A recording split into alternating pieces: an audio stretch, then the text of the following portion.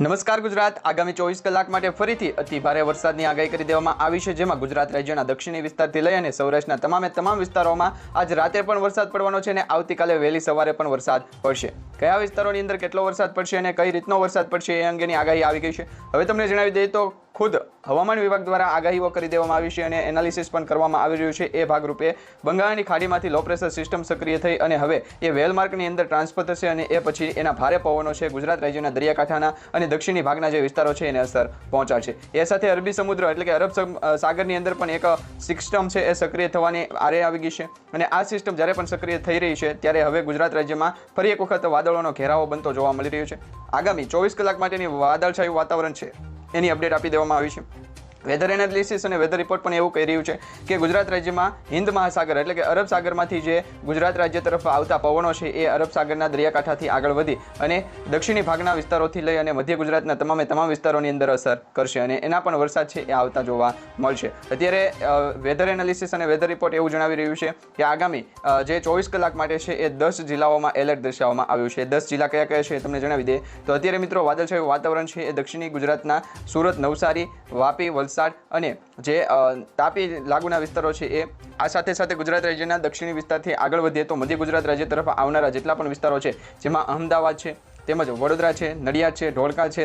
ગોધરા છે એ તમામ વિસ્તારોની અંદર પણ વરસાદી સિસ્ટમના ભાગરૂપે આગામી 24 કલાક માટે વાદળછાયું વાતાવરણ દર્શાવવામાં આવી રહ્યું છે। વેધર એનાલિસિસ અને વેધર રિપોર્ટ પણ એવું કહી રહ્યું છે કે જો ચોમાસાની ઋતુનું પૂર્વાનુમાન લગાવવામાં આવે અને પર્વતમાન ઋતુની અનુસાર આ વરસાદ છે એ વરસાદી સિસ્ટમના ઘેરાવા બનતા જોવા મળી શકે તો એના કારણે એવી આગાહીઓ કરવામાં પણ આવી ગઈ છે કે લગભગ વરસાદ છે જો પાછો ખેંચાશે તો એના કારણે ગુજરાત રાજ્યમાં વરસાદ છે એ થોડો મોડો શરૂ થાય એટલે કે ચોમાસાની ઋતુ છે થોડી મોડી શરૂ થાય એ માટેની આગાહી પણ કરી દેવામાં આવી છે। હવે 20 જૂન સુધીમાં વરસાદી સિસ્ટમ સક્રિય થશે એ માટેની અપડેટ આપી દેવામાં આવી છે, પરંતુ 24 કલાક માટે જે ભારેથી અતિ ભારે રહેવાની છે એ ગુજરાત રાજ્યના અમદાવાદ લાગુ વિસ્તારો છે, મહેસાણા છે, હિંમતનગર છે, કપડવંજ, નડિયાદ, ઢોલકા, સુરેન્દ્રનગર, કુડા, વિરમગામ અને મહેસાણા આ તમામ વિસ્તારોની અંદર આગામી 24 કલાક છે ભારેથી અતિ ભારે રહેશે। એ સાથે દક્ષિણી ગુજરાતના વિસ્તારોમાં વાત કરવામાં આવે તો દક્ષિણી ગુજરાતમાં સુરત, વલસાડ, વ્યારા, આહવા, નવપુરા અને ભરૂચ આ વિસ્તારોની અંદર છે અત્યારે વરસાદ જોવા મળી રહ્યો છે અને લગભગ છે એ 5 તારીખ સુધીમાં તમામ વિસ્તારોની અંદર ચોખ્ખું વાતાવરણ થઈ જશે। હવે આ ચોખ્ખું વાતાવરણ શા માટે કહેવામાં આવ્યું છે?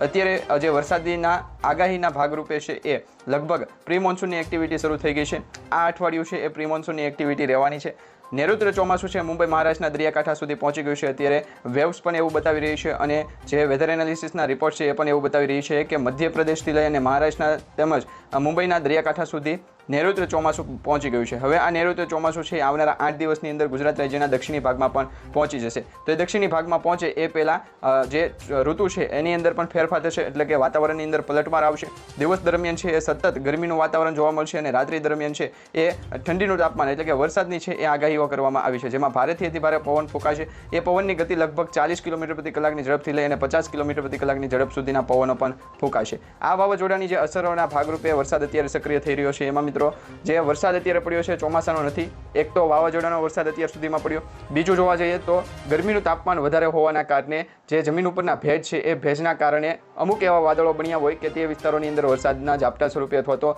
હળવાથી મધ્યમ ભારે વરસાદ પડ્યો હોય,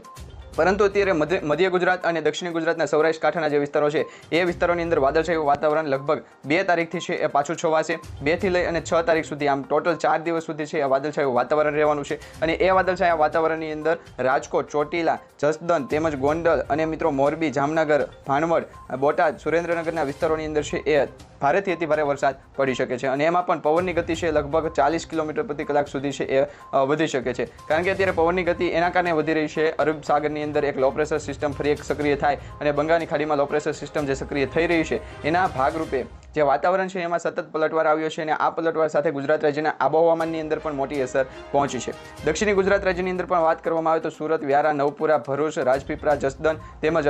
જસદન માફ કરજો મિત્રો એ સિવાયના જે વિસ્તારો છે દક્ષિણ ગુજરાતના વિસ્તારો અને રાજકોટ સુધીના જે વિસ્તારો પાસે આવીએ તો મિત્રો મધ્ય ગુજરાત અને ઉત્તર પૂર્વ ગુજરાતના વિસ્તારો અને સૌરાષ્ટ્રના દરિયાકાંઠાના જે વિસ્તારો છે જેમાં ભાવનગરથી લઈ અને જે ઉના સુધીના વિસ્તારો, તુલસીસામ, રાજુલા, મહુવા, કુંડલા, ધારી, વિસાવદર, કોડીનાર અને તળાજા આ વિસ્તારોની અંદર છે એ 2 દિવસ દિવસ પછીનું વાતાવરણ છે એ વરસાદનું વાતાવરણ રહેશે। આ તમામ વિસ્તારોની અંદર અત્યારે મિત્રો ગરમીનું એટલું બધું તાપમાન દર્શાવવામાં આવી રહ્યું છે, લગભગ 40 ડિગ્રી સેલ્સિયસ સુધીનું તાપમાન છે એ આ તમામ વિસ્તારોની અંદર દર્શાવવામાં આવ્યું છે। ભલે આ વિસ્તારોની અંદર દરિયાકાંઠા લાગુ પડતો હોય તેમ છતાં તે વિસ્તારોની અંદર ગરમીનું તાપમાન વધારે છે। તમે કયા વિસ્તારોમાં રહો છો અને કયા વિસ્તારમાંથી આ વિડીયો જોઈ રહ્યા છો નીચે કમેન્ટ બોક્સમાં ખાસ કરીને જણાવી દો। હવે દ્વારકા લાગુના વિસ્તારો સલાયા છે, જામનગર છે, ભાણવડ છે, પોરબંદર, રાજકોટ, ગોંડલ, જુનાગઢ, ચોટીલા, મોરબી આ તમામ વિસ્તારો એવા દર્શાવવામાં આવ્યા છે કે એ વિસ્તારોમાં યલો એલર્ટ દર્શાવવામાં આવ્યું। અને એ ઉપરના વિસ્તારો વાત કરવામાં આવે કચ્છ લાગુ વિસ્તારોની અંદર તો આગામી જે 24 કલાકની આગાહી કરવામાં આવી છે એ આગામી 24 કલાકની આગાહીમાં કચ્છ લાગુના વિસ્તારોમાં પણ ફરી એક વખત વાદળછાયું વાતાવરણ જોવા મળશે, જેમાં કચ્છ લાગુ વિસ્તારોની અંદર ખાવડા, રાપર, ગાંધીધામ, ભુજ,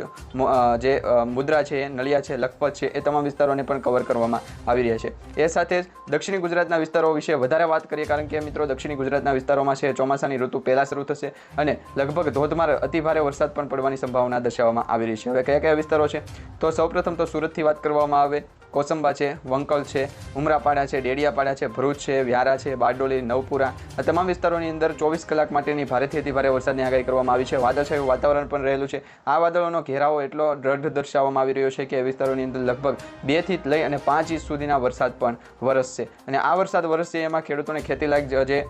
પાણી જોતું હોય અથવા તો વરસાદી સિસ્ટમના જે ઘેરાવાના કારણે જે વાવણી લાયક વરસાદની જરૂર હતી એ વાવણી લાયક વરસાદ તો અત્યારે પૂરો નહીં પડે, પરંતુ તમારે ખેડૂતો હોય અને તમારે આ માટે છે એ લગભગ 10 થી 15 દિવસની રાહ જોવી પડશે। 10-15 દિવસ પછી જે વાતાવરણીય સિસ્ટમની અંદર પલટવાર આવશે એ પલટવાર વાવણી લાયક વરસાદ લાવશે। અત્યારે જે વરસાદ પડી રહ્યા છે એ જમીન ઉપરના ભેજના પ્રમાણના કારણે એ પ્રમાણની અંદર વધારો થયો હોય એ અરબ સાગરમાંથી આવતા જે પવનો છે એ મધ્ય ભારત તરફ આગળ વધતા હોય એના ભાગરૂપે વરસાદ પડ્યો છે અને બંગાળની ખાડીમાં જે લો પ્રેશર સિસ્ટમ સક્રિય થઈ અને આગળ વધ્યું છે એના ભાગરૂપે પણ ગુજરાતના જે તમામ વિસ્તારો છે એ વિસ્તારોની અંદર વરસાદી સિસ્ટમ સક્રિય થઈ છે।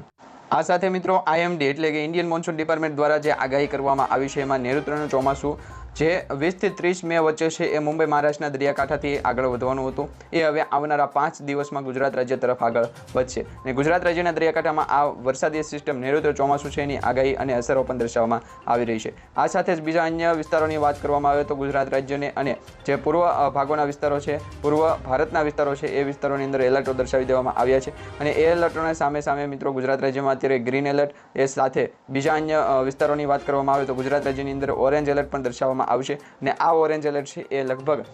7 તારીખ આજુબાજુ છે દર્શાવવામાં આવી શકે, પરંતુ અત્યારે ઘણા બધા મોડેલો પણ એવું દર્શાવવામાં આવી રહ્યું છે જેમાં ગુજરાત રાજ્યનું મોડેલ છે ગુજરાત રિલિજન છે એમાં ISOL નામની સિસ્ટમ સક્રિય થશે। એ કઈ તારીખ વચ્ચે ISOLની સિસ્ટમ સક્રિય થશે તો 30 તારીખથી લાગુ થઈ છે, 30, 31 મે પછી 1 જૂન, 2 જૂન, 3, 4 ને 5 આમ લગભગ સતત 7 દિવસ માટે ISOLની સિસ્ટમ છે એના કારણે વરસાદની અંદર છે એ રેનફોલ ફોરકાસ્ટ છે દર્શાવવામાં આવી રહ્યું છે। હવે આ રેનફોલ ફોરકાસ્ટ છે એ શા માટે દર્શાવવામાં આવી રહ્યું છે તો એ વિસ્તારોની અંદર એટલે કે ગુજરાત રાજ્યનું પણ એમાં નામ આવે છે। ગુજરાત રાજ્યની અંદર આગામી 24 કલાક માટે છે એ ભારેથી અતિ ભારે વરસાદ પડતો હોય તો એ માટે એ ત્યાં વિસ્તારોની અંદર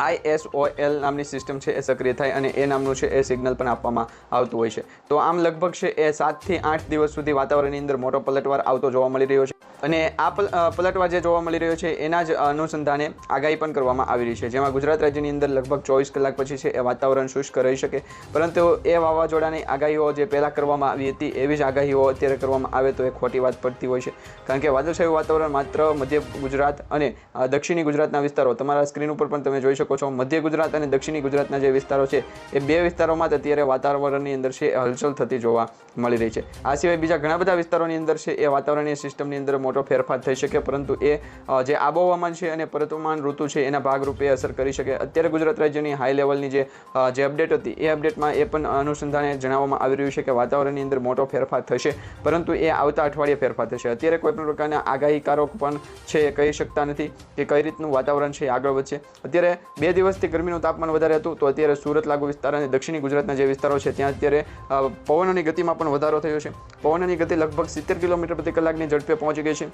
એ સાથે સૌરાષ્ટ્રના કાંઠાની વિસ્તાર સૌરાષ્ટ્રમાં ઉનાથી લઈને ભાવનગર સુધીના જે વિસ્તારો છે એ વિસ્તારોની અંદર પણ અત્યારે છે એ જે વરસાદીય સિસ્ટમના ભાગરૂપે વાદળોનો ઘેરાવો બનતો જોવા મળી રહ્યો છે। આ સાથે મધ્ય ગુજરાતની વાત કરવામાં આવે અને ઉત્તર પૂર્વના વિસ્તારોની વાત કરવામાં આવે તો રાજકોટથી ચોટીલા, સુરેન્દ્રનગરથી ઢોલકા અને આ વિસ્તારોની અંદર તો અત્યારે વાદળછાયું વાતાવરણ ઘોર અંધકાર બનતો જોવા મળી રહ્યો છે। એ સાથે સિસ્ટમ પણ એવી સક્રિય થઈ રહી છે કે તેના ભાગરૂપે આગાહીકારો, હવામાન નિષ્ણાંતો, ગુજરાત રાજ્યનું હવામાન ખાતું અને ભારત દેશનું હવામાન હવામાન ખાતું એટલે કે IMD ઇન્ડિયન મોન્સૂન ડિપાર્ટમેન્ટ આવા ઘણા બધા ડિપાર્ટમેન્ટ દ્વારા મોડેલો નક્કી કરવામાં આવ્યા છે અને મોડેલોના ભાગરૂપે આવનારો વરસાદ છે એ ખેંચાશે. વરસાદ લગભગ 7 થી 8 દિવસ સુધી ખેંચાય એવી આગાહી કરવામાં આવી છે અને આ જે 7 થી 8 દિવસ જો ચોમાસું ખેંચાય, વરસાદ ખેંચાય તો ખેડૂતોને વાવણી લાયક વરસાદની જે અત્યારે જૂન મહિનાના 15 દિવસ પછી અથવા તો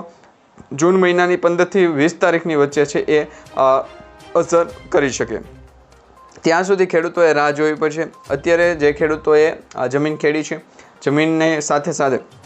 જો વાવણી લાયક વરસાદની રાહ જોઈને બેઠા હોય તો જમીન ખેડી હોય તો અત્યારે વાવણી કરવાની કોઈ પણ જરૂર નથી. જો તમે વાવણી કરશો તો પણ જે વરસાદને અછતના કારણે છે એ પાકનું નુકસાન થવું પણ ગણી શકાય. તો જેથી કરી ખેડૂતોએ છે એ વાવણી કરવી હોય તો 15 જૂન પછી છે એ વાવણી લાયક વરસાદ પડે ત્યારે વાવણી કરવા માટેનું સજેશન હર કોઈ વ્યક્તિ કરી રહ્યા છે. એટલે કે હવામાન ખાતું પણ કહી રહ્યું છે, IMD રિપોર્ટ પણ કહી રહ્યો છે અને ઘણા બધા વિવિધ મોડેલો પણ એવું કહી રહ્યા છે કે 15 જૂન પછી ગુજરાત રાજ્યમાં ચોમાસાની ઋતુની શરૂઆત થશે. પૂર્વાનુમાન પણ લગાવવામાં આવી રહ્યું છે. અત્યારે જે વેધર એનાલિસિસ અને વેધર ફોરકાસ્ટ દર્શાવવામાં આવ્યું છે, પ્રી મોન્સૂનની એક્ટિવિટી દર્શાવવામાં આવી રહી છે. મિત્રો, અત્યારે આપણે જે અપડેટ માહિતી અને